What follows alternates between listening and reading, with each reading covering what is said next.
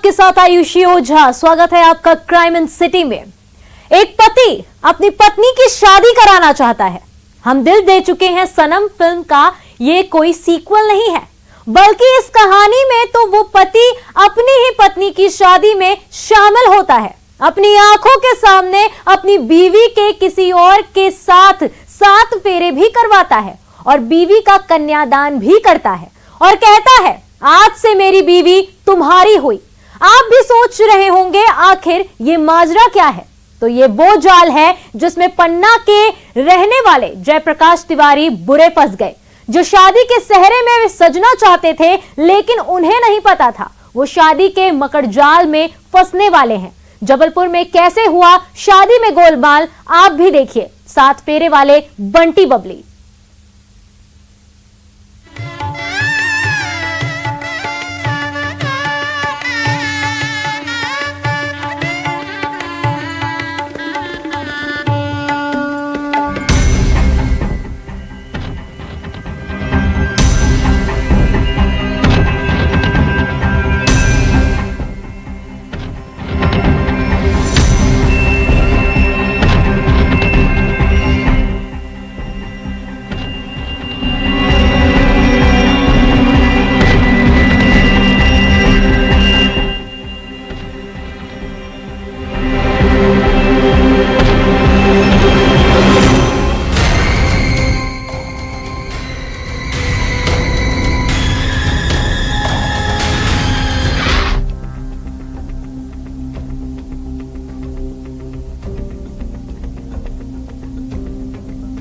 दिल और जज्बात पर ऐसा डाका डाला गया जिसकी फरियाद लेकर ये थाने पहुंचे हैं। दरअसल जयप्रकाश शादी के लिए लड़की देख रहे थे, जिनकी मुलाकात रजनी तिवारी से हुई। फिर रजनी ने फोटो का मायाजाल रचा, लड़की पसंद आई और फिर शादी के लिए जयप्रकाश को जबलपुर के गोल बाजार बुलाया गया। लेकिन गोल बाजार में शादी के नाम पर वो गोलमाल हुआ कि पूछिए मत। लड़की अंजलि तिवारी और उसके भाई विकास तिवारी से लड़के वालों को मिलाया गया। तो रजनी तिवारी ने कुछ फोटो भेजे, तो उसमें से एक प्रार्थी ने एक लड़की पसंद की, जिसका नाम उसे अंजलि तिवारी बताया गया। तो नियत दिनांक को 8 तारीख को ये लोग आए गोल बाजार। गोल बाजार में अंजलि तिवारी और उसका भाई बताया गया विकास तिवारी, ये लोग और रजनी तिवारी, ये लोग तीनों आए और प्रार्थी लोगों को लेकर कोर्ट के बाहर गए। वहाँ किसी वकील से इन्होंने बातचीत की और ये कहा कि हम स्टाम्प पे ऐसे शादी करा देंगे। रजनी ने अपने वकील से मिलवाकर दोनों की शादी भी कराई। फिर रीति रिवाज वाली शादी के लिए रुपयों की जरूरत बताकर दूल्हे जयप्रकाश से 1,10,000 रुपए लिए। इधर अपनी दुल्हन को अपने साथ घर ले जाने की खुशी उस वक्त काफूर हो गई जब पुलिस वालों ने दबिश दी और लड़की भगाने का जयप्रकाश पर आरोप लगाया। उसे भी 8,500 रुपए दिए गए और उसके बाद दुल्हन का भाई सब फरार हो गए। दरअसल ये पूरी शादी ही नकली थी। दुल्हन नकली, पुलिस वाले नकली और दुल्हन के रिश्तेदार भी नकली। हैरानी की बात देखिए, अंजलि तिवारी का असल नाम सुमन है और जो उसका भाई बना था वो उसका असली पति है भानु जैन। तो उन्होंने कहा कि इनके लिए चप्पल लाना है, कपड़े लाना है, कुछ गहना महना वगैरह लाना है। तो लाओ वो जो पैसा मैंने बोला था आपसे, तो वो पैसा लेके चली गई सामान खरीदने के लिए। जब तक वो लड़की जिसके साथ शादी हुई थी तो वो गाड़ी में बैठी हुई थी, और जब गाड़ी में बैठी हुई थी इतने में 4 पुलिस वाले आए अनड्रेस में, और वो हम लोगों को पकड़ गए। पकड़ के सीधा मारा पीटी करने लगे। इतने में वो लड़की भाग गई। इन्होंने पूर्व में ही 3 और लड़कों को नियत कर रखा था, जिनके नाम है आशीष तिवारी, विपिन जैन और सुनील ठाकुर। तो ये आशीष तिवारी, विपिन जैन और सुनील ठाकुर खुद को बताया कि हम लोग पुलिस वाले साले यहाँ तुम बेवजह आए हो, और ऐसे करके इनको बोला और इनको भगा दिया। इस प्रकार ये प्रार्थियों के साथ इन्होंने धोखाधड़ी की। इस कहानी में भानु कभी अपनी पत्नी का भाई बनता, कभी बाप तो कभी मामा। 7 फेरों वाले इस बंटी बबली के खेल का खुलासा हुआ नकली पुलिस वालों की बाइक नंबर से। जो अंजलि तिवारी है उसका एक्चुअल नाम है सुमन जैन, और जो विकास तिवारी जो उसका भाई बता रहा था वो उसका भाई नहीं, उसका पति है और उसका नाम भानु उर्फ विवेक जैन है। और इस पर 420 170 धारा के अंतर्गत अपराध पंजीबद्ध किया गया है। और इसमें 4 आरोपी रजनी तिवारी, आशीष तिवारी, विपिन जैन और सुनील ठाकुर को गिरफ्तार कर लिया गया है। शादी के गिरोह की सूत्रधार रजनी और नकली पुलिस वाले पुलिस के हत्थे चढ़ गए हैं, लेकिन अभी भी नकली दुल्हन सुमन और उसका असली पति भानु फरार है। तो ऐसे 7 फेरों के मकड़जाल से आप भी सावधान रहिए। जबलपुर से पवन पटेल के साथ bureau report, news 18, Madhya Pradesh, Chhattisgarh. उस घर में शहनाई बजती है, दुल्हन पग फेरे के लिए मायके जाती है और जैसे ही वो ससुराल लौटती है तो ससुराल में उसके पति का कत्ल हो जाता है। आखिर 15 दिन की इस रिश्ते में किसने छीनी उस घर की खुशियां? इस मर्डर में जो खुलासा हुआ है वो बेहद चौंकाने वाला है, जिसमें 7 फेरे पर भारी पड़े किसी के मोहब्बत के 4 साल। देखिए ये मर्डर मिस्ट्री।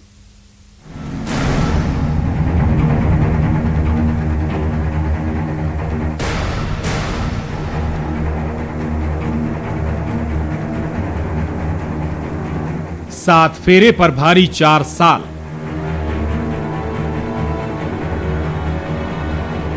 सात जन्म नहीं, 15 दिन का रिश्ता।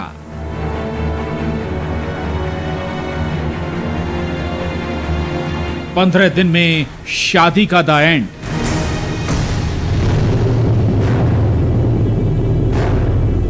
फरेब के 1000 कॉल।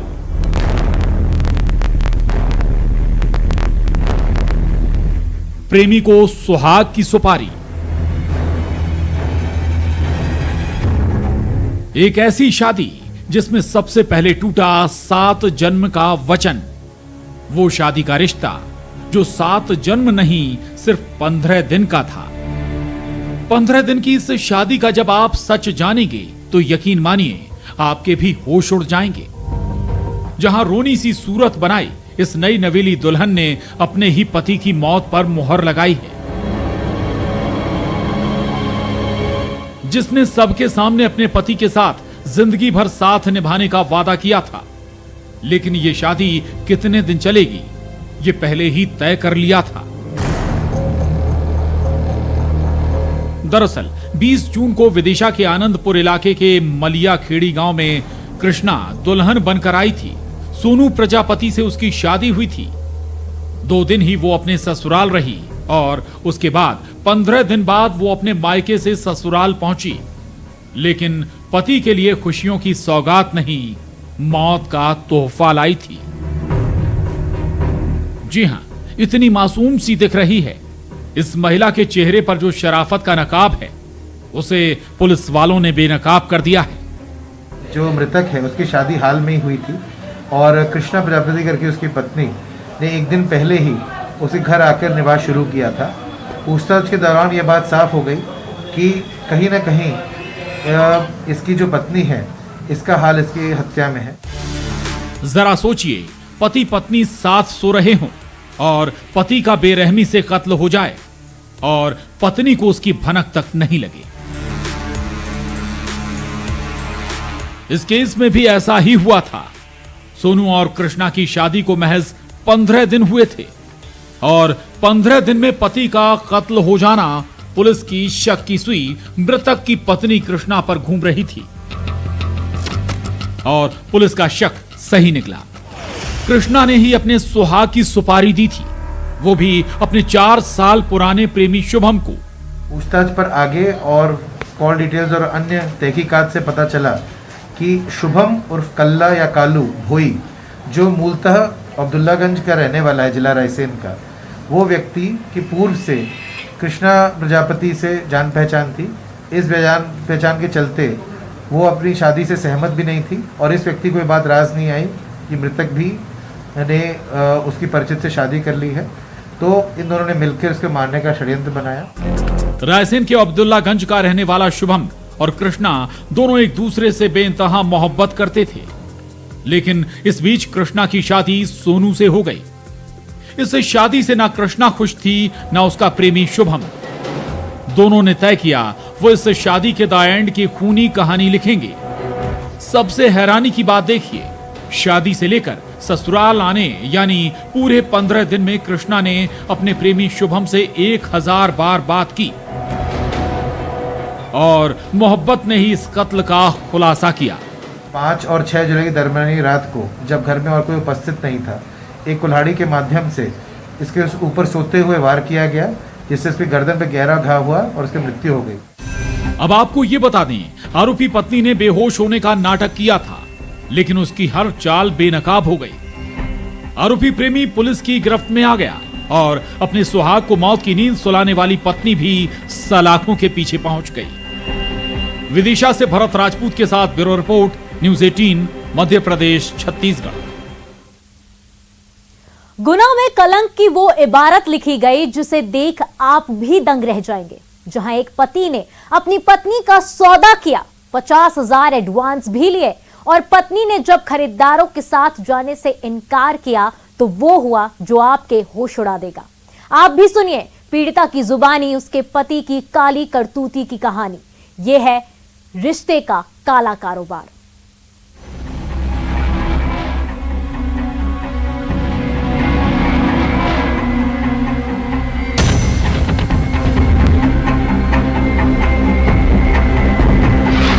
शौहर लगाए बीवी की बोली,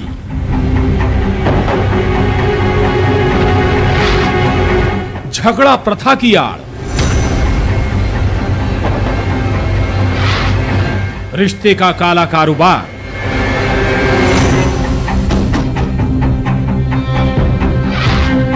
कहां है वो रिश्ते का सौदागर?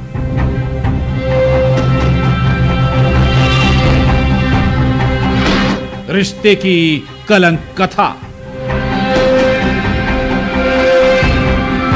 इस नीली स्याही से लिखी गई है एक पति के काले करतूत की कहानी, जिस कागज के टुकड़े पर रिश्तों के टुकड़े टुकड़े होने का दर्द भी बयां किया गया है, जिसमें एक पत्नी इंसाफ मांग रही है, जो अपने ही पति पर लगा रही है संगीन इल्जाम।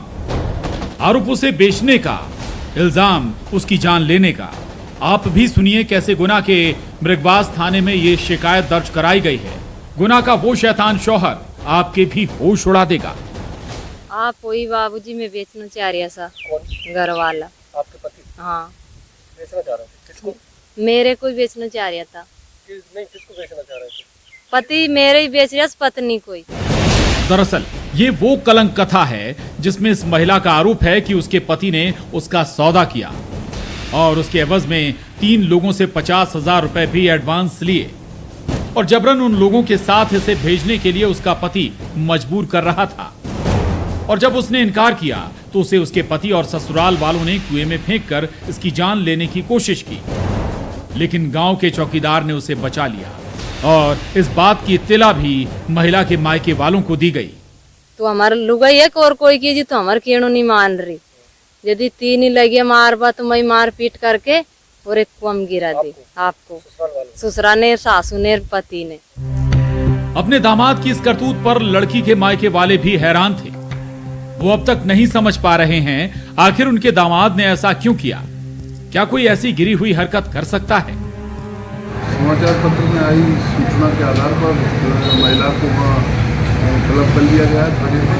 उसके परिवार के लोग भी आ गए, दोनों पक्ष उनको मौजूद है, उनसे पूछताछ की जा रही है। जैसा महिला पसंद देगी उसके विधि अनुसार कार्रवाई की जाएगी। दरअसल गुना के मृगवास थाना इलाके में उसी कुप्रथा का सहारा लिया गया जिसका नाम है झगड़ा प्रथा, जिसकी आड़ में एक पति ने पत्नी का सौदा किया, अपने सिर पर चढ़े कर्जे को उतारने के लिए पत्नी को ही बेच दिया। वो तो गनीमत थी कि लड़की के घर वाले सही वक्त पर पहुंच गए और थाने में रिपोर्ट कर बेटी को उस नर्क से छुड़ा कर ले आए। उनने गुप चुप इन फोन लगा दिया, उनने देख ली, बंद कर दी जे मैं झुके पाई के पापा मैं मारी और मैं कुआं गिरा दी से अतरी बात मारी करवा दी। एक बाद में मारी मोबाइल चुरा ली, उनने बात नहीं करवा दी। अभी आरोपी पति फरार है। पुलिस इस केस की तफ्तीश में जुट गई है, लेकिन रिश्तों पर जो कलंक लगा है वो वाकई झकझोर देता है। आखिर कब खत्म होगा ये कलंक का दस्तूर? गुना से विजय जोगी के साथ bureau report, news 18, Madhya Pradesh, Chhattisgarh. Break के बाद आप सभी का स्वागत है। 52 दिन पहले एक महिला की मौत हो जाती है और 52 दिन बाद उसी महिला की कब्र खोदी जा रही है। जहां मृतका के मायके वालों को शक है कि उनकी बेटी की मौत हार्ट अटैक से नहीं हुई, बल्कि उसके साथ कोई अनहोनी हुई है। मृतका के मायके वालों को शक है कि उनकी बेटी की हत्या की गई है। इन आरोपों का आखिर क्या सच है, इसी राज को जानने के लिए खोदी गई कब्र बालोद में नर्स की मौत की ये मिस्ट्री क्या है।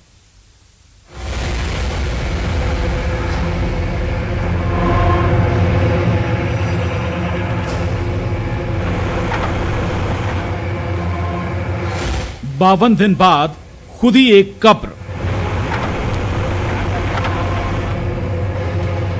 कब्र में दफन कौन सा राज? गायब झुमका, गायब पायल, सुराग।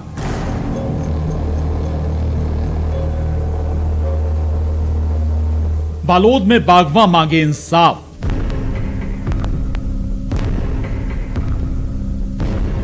नर्स की मौत की मिस्ट्री।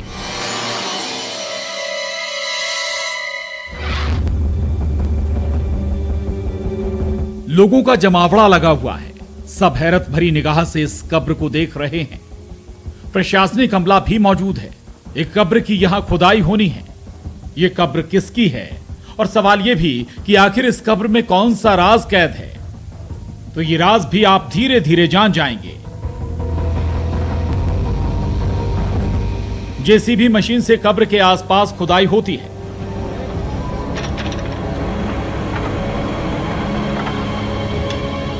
खुदाई के वक्त पूरी एहतियात बरती जा रही है, जिससे लाश को कोई नुकसान ना पहुंचे। और करीब 5 घंटे बाद कब्र से वो लाश निकलती है जो 52 दिन पहले यहां दफन की गई थी, जिस लाश का एक बार पोस्टमार्टम भी हो चुका है। ऐसे में सवाल है कि 52 दिन बाद क्यों इस लाश को दोबारा निकाला जा रहा है?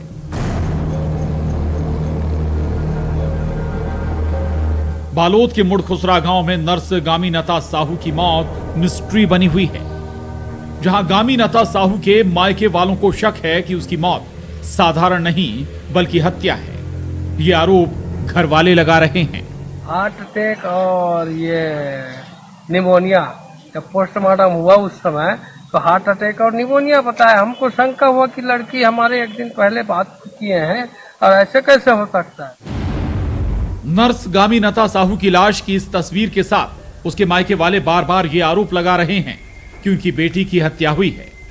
अब सवाल है कि आखिर मौत कैसे हुई और मौत पर सवाल क्यों है।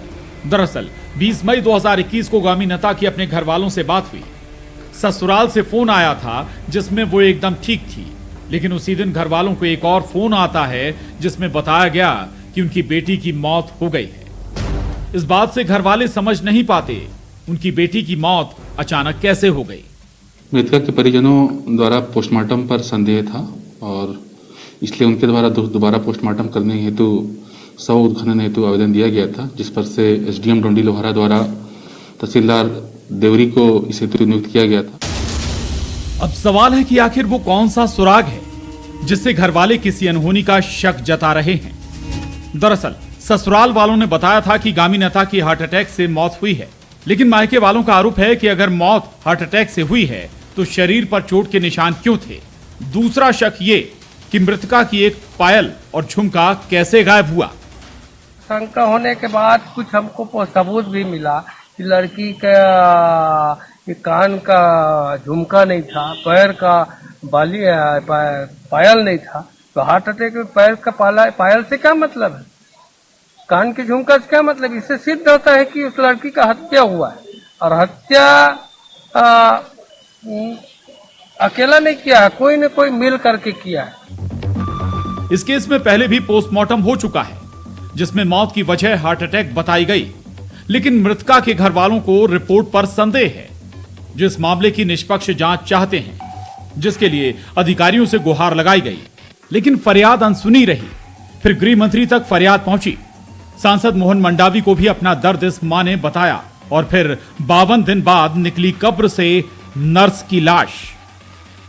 हम चाहते हैं कि निश्चित रूप से अब ये अच्छा निष्पक्ष ढंग से जांच होगा और दोषी व्यक्ति को के ऊपर कार्रवाई। लाश को दोबारा पोस्टमार्टम के लिए राजनांदगांव मेडिकल कॉलेज भेजा गया है, जिस रिपोर्ट के बाद ही होगा खुलासा आखिर नर्स की कब्र में कौन सा राज दफन है? बालोद से संतोष कुमार साहू के साथ bureau report, news 18, Madhya Pradesh, Chhattisgarh. फिलहाल क्राइम इन सिटी में इतना ही। देखते रहिए न्यूज़ 18 मध्य प्रदेश, छत्तीसगढ़।